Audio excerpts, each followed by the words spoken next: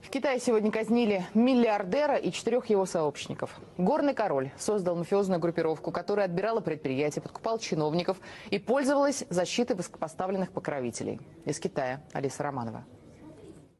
Статистика казней в Китае точно неизвестна, и в последнее время чаще всего происходит отсрочка смертного приговора. Но на этот раз суд Китая долго ждать не стал. Меньше чем через год после вынесения приговоров они приведены в исполнение в отношении 5 членов мафиозной группировки. Верховный народный суд КНР утвердил смертный приговор 49-летнему магнату Лю Ханю. Вот он в белой футболке, полицейские держат его под руки. Миллиардер, владелец горнодобывающего предприятия, горный король, как его называют.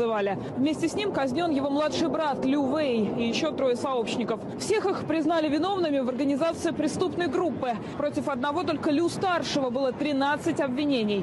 Убийство, коррупция, незаконная торговля оружием, 7 миллиардов долларов. Столько, по версии следствия, гангстеры заработали незаконным путем. Крестный отец Лю про себя часто говорил: Лю всегда выигрывает, Лю никогда не проигрывает. Все началось еще в 90-х в провинции Сычуань. Он сколотил капитал на строительстве и с братом основал горнодобывающую компанию Хань Лунь.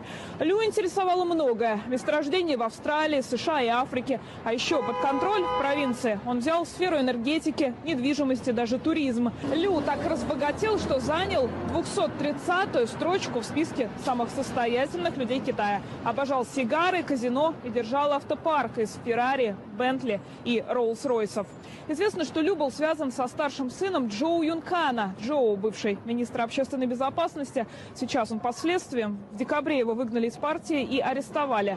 Против чиновника сейчас ведется крупнейшее антикоррупционное расследование.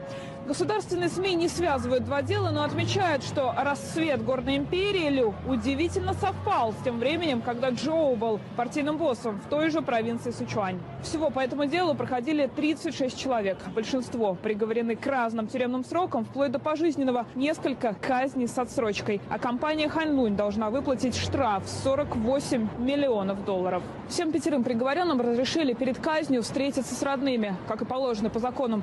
Эти казни – очередная глава в войне с коррупцией, которую Си Цзиньпинь объявил, едва возглавив Китайскую республику 2 года назад. И явно эта глава не последняя. Алиса Романова, Павел Косов.